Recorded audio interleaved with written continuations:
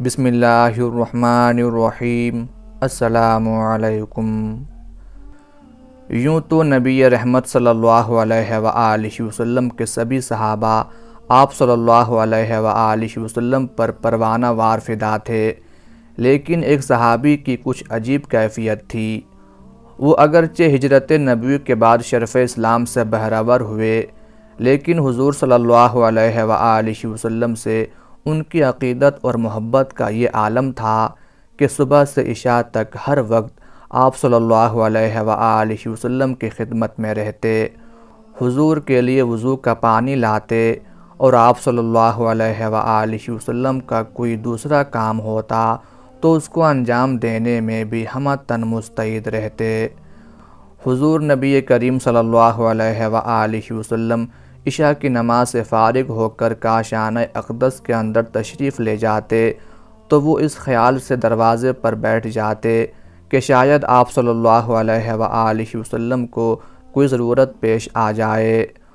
حضور صلی اللہ علیہ وآلہ وسلم کسی غزوے میں تشریف لے جاتے تو بھی وہ اکثر آپ کے ہم رکاب رہتے۔ ان کی اس شبانہ روز خدمت کی وجہ سے حضور صلی اللہ علیہ وآلہ وسلم ان کو بہت محبوب رکھتے تھے، یہاں تک کہ ایک دن آپ صلی اللہ علیہ وآلہ وسلم نے ان سے فرمایا، جو مانگنا ہے مانگ، میں تجھے دوں گا۔ انہوں نے عرض کیا، یا رسول اللہ، میں سوچ کر جواب دوں گا۔ دوسرے دن حضور صلی اللہ علیہ وآلہ وسلم نے پھر پوچھا، تم نے کیا سوچا؟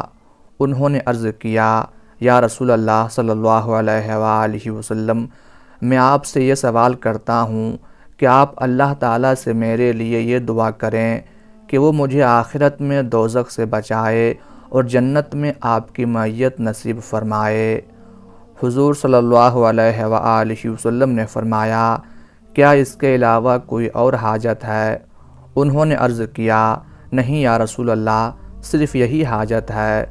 آپ صلی اللہ علیہ وآلہ وسلم نے فرمایا، میں ایسا کروں گا، لیکن اس بات میں تم کثرت سجود کے ساتھ میری مدد کرو۔ یہ صاحب رسول جن کو امام الانبیاء نبی رحمت صلی اللہ علیہ وآلہ وسلم کی زیادہ سے زیادہ خدمت کی سعادت نصیب ہوئی، اور جنہوں نے اس کے عوض کسی دنیاوی نفع کے بجائے جنت میں حضور کی معیت کی خواہش ظاہر کی، حضرت ربیعہ بن کعب اسلمی رضی اللہ تعالی عنہ تھے۔ حضرت ربیعہ رضی اللہ تعالی عنہ کا تعلق قبیلہ بنو اسلم سے تھا۔ ان کی کنیت ابو فراز تھی اور وہ کعب بن مالک بن یامر اسلمی کے فرزند تھے۔ اللہ تعالیٰ نے انہیں فطرت سعید عطا کی تھی، لیکن معلوم نہیں کیا موانع پیش آئے کہ وہ ہجرت نبوی سے پہلے سعادت اندوز اسلام نہ ہو سکے۔ البتہ جب ہجرت نبوی کے بعد اسلام قبول کیا تو اپنے اخلاص فی الدین اور حب رسول کی بدولت وہ مقام حاصل کیا کہ دوسرے مسلمان ان پر رشک کرتے تھے۔ قبول اسلام کے بعد اپنے قبیلہ سے ہجرت کر کے مدینہ منورہ آ گئے۔ یہاں ان کا کوئی ذریعہ معاش نہ تھا، اس لیے اصحاب صفہ میں شامل ہو گئے اور اپنے وقت کا زیادہ سے زیادہ حصہ خدمت نبوی میں گزارنے لگے۔ خود بیان کرتے ہیں کہ میں ہر وقت آستانہ نبوی پر پڑا رہتا تھا۔ جب حضور صلی اللہ علیہ وآلہ وسلم عشاء کی نماز سے فارغ ہو کر گھر کے اندر تشریف لے جاتے تو میں آپ کے گھر کے دروازے پر بیٹھ جاتا اور بہت دیر تک آپ صلی اللہ علیہ وآلہ وسلم کو سمیع اللہ لمن حمیدہ اور سبحان اللہ و بحمدہ کہتے ہوئے سنتا رہتا، یہاں تک کہ میں تھک جاتا تو لوٹ آتا یا نیند غالب آ جاتی تو وہیں سو رہتا۔ آپ صلی اللہ علیہ وآلہ وسلم نے مجھ کو اس طرح خدمت کرتے دیکھا تو ایک دن مجھ سے فرمایا کہ اے ربیعہ بن کعب، مجھ سے مانگ، میں تجھے دوں گا۔ میں نے آپ صلی اللہ علیہ وآلہ وسلم سے سوچنے کی مہلت مانگی، آپ نے دے دی۔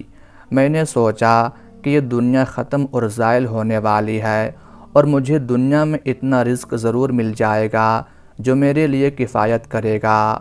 میں حضور صلی اللہ علیہ وآلہ وسلم سے اپنی آخرت کے لیے سوال کروں گا۔ اس لیے کہ اللہ تعالیٰ نے آپ صلی اللہ علیہ وآلہ وسلم کو بہت بڑا مرتبہ عطا فرمایا ہے۔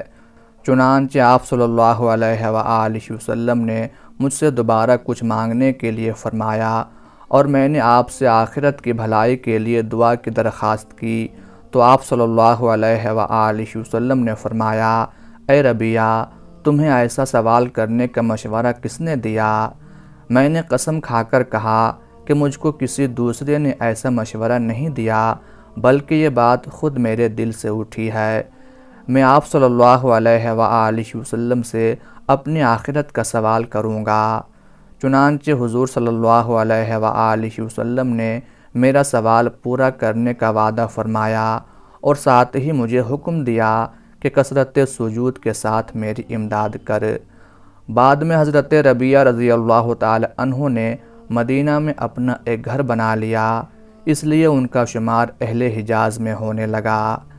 ارباب سیر نے یہ تصریح نہیں کی کہ حضرت ربیہ رضی اللہ تعالی عنہ کو عہد رسالت کے کن کن غزوات میں شریک ہونے کا شرف حاصل ہوا، لیکن یہ ضرور لکھا ہے کہ وہ سفر اور حضر میں حضور صلی اللہ علیہ وآلہ وسلم کے ہمراہ رہتے تھے۔ اس سے ظاہر ہوتا ہے کہ وہ اکثر غزوات نبوی میں شریک ہوئے ہوں گے۔ عرصہ تک بیوی بچوں کے جھنجھٹ سے آزاد رہے۔ حضور صلی اللہ علیہ وآلہ وسلم اپنے صحابہ کے لیے تجرد کی زندگی پسند نہیں فرماتے تھے۔ چنانچہ آپ صلی اللہ علیہ وآلہ وسلم نے ایک دفعہ حضرت ربیہ رضی اللہ تعالی عنہ سے پوچھا، اے ربیہ، تو شادی کیوں نہیں کرتا؟ انہوں نے عرض کیا، یا رسول اللہ، اللہ کی قسم، میرا ارادہ نکاح کرنے کا نہیں ہے، کیونکہ میرے پاس کوئی ایسا سامان نہیں ہے کہ کسی عورت کا کفیل ہو سکوں۔ دوسرے، میں یہ پسند نہیں کرتا کہ آپ صلی اللہ علیہ وآلہ وسلم کو چھوڑ کر کوئی اور چیز مجھے اپنی طرف راغب کرے۔ حضور صلی اللہ علیہ وآلہ وسلم ان کا جواب سن کر کچھ دیر خاموش رہے اور پھر وہی پہلا سوال دہرایا۔ حضرت ربیہ رضی اللہ تعالی عنہ نے بھی پہلا جواب دہرایا۔ اس پر آپ صلی اللہ علیہ وآلہ وسلم خاموش ہو گئے۔ حضرت ربیہ رضی اللہ تعالی عنہ نے دل میں سوچا کہ رسول اللہ صلی اللہ علیہ وآلہ وسلم مجھ سے زیادہ میری دنیا اور آخرت کی مصلحت کو جانتے ہیں۔ اب اگر حضور نے مجھ سے یہ سوال کیا تو میں عرض کروں گا کہ آپ جو چاہیں حکم دیں، میں اس کی تعمیل کروں گا۔ چنانچہ ایک دن حضور صلی اللہ علیہ وآلہ وسلم نے پھر ان سے پوچھا کہ اے ربیہ، تو شادی کیوں نہیں کر لیتا؟ تو انہوں نے جواب میں عرض کیا، یا رسول اللہ، ضرور کروں گا، جو آپ چاہیں مجھے حکم دیں۔ حضور صلی اللہ علیہ وآلہ وسلم نے فرمایا کہ تم انصار کے فلاں قبیلے کے پاس جاؤ اور ان سے کہو کہ مجھے رسول اللہ صلی اللہ علیہ وآلہ وسلم نے تمہارے پاس بھیجا ہے اور فرمایا ہے کہ تم اپنے قبیلہ کی فلاں عورت سے میری شادی کر دو۔ حضرت ربیہ رضی اللہ تعالی عنہ نے تعمیل ارشاد کی تو وہ لوگ بلا حیل و حجت اس خاتون سے ان کا نکاح کرنے پر راضی ہو گئے، جس کے بارے میں حضور صلی اللہ علیہ وآلہ وسلم نے فرمایا تھا۔ واپس آ کر انہوں نے حضور صلی اللہ علیہ وآلہ وسلم کو بتایا کہ یا رسول اللہ، میرے پاس مہر دینے کے لیے کچھ نہیں۔ حضور صلی اللہ علیہ وآلہ وسلم نے حضرت بریدہ بن حصیب اسلمی رضی اللہ تعالی عنہ کو حکم دیا کہ ربیہ کے لیے ایک گٹھلی وزن کے برابر سونا جمع کر دو۔ انہوں نے اتنی مقدار میں سونا جمع کر دیا۔ حضور صلی اللہ علیہ وآلہ وسلم نے یہ سونا حضرت ربیہ رضی اللہ تعالی عنہ کو عطا فرمایا۔ انہوں نے انصار کے پاس جا کر مہر میں دے دیا۔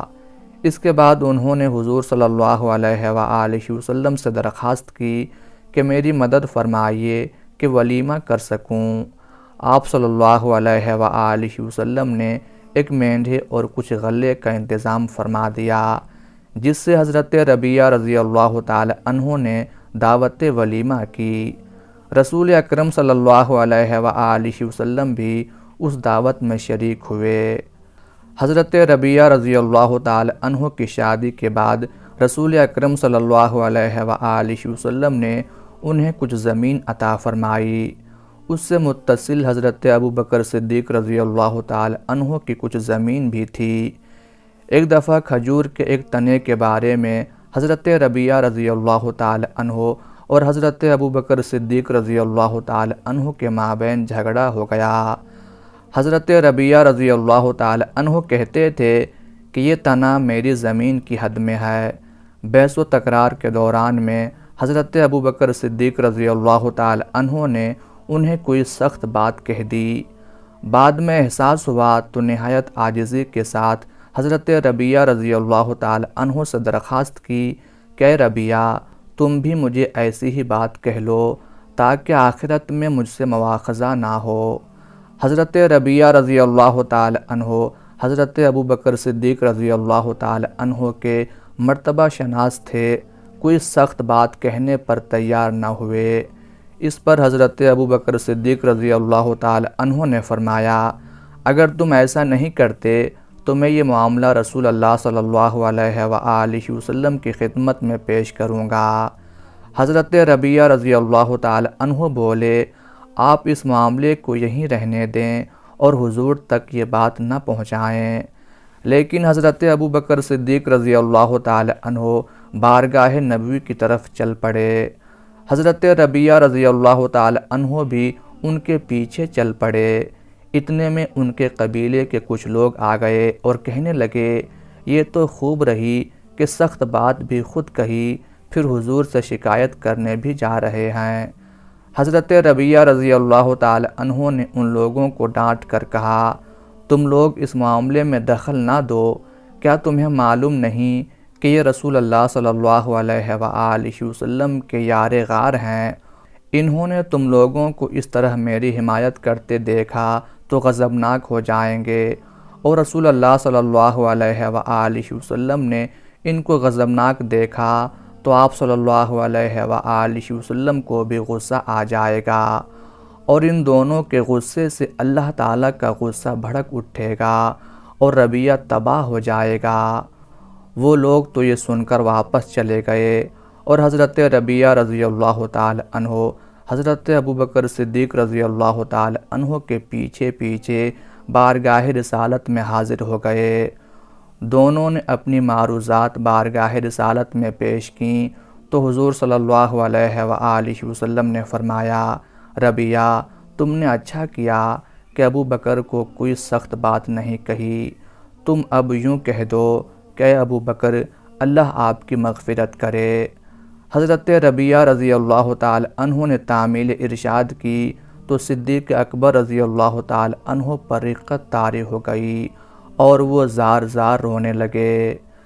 علامہ ابن سعد رحمۃ اللہ علیہ کا بیان ہے کہ اس نزاع میں حضور صلی اللہ علیہ وآلہ وسلم نے حضرت ربیعہ رضی اللہ تعالی عنہ کے موافق فیصلہ فرمایا۔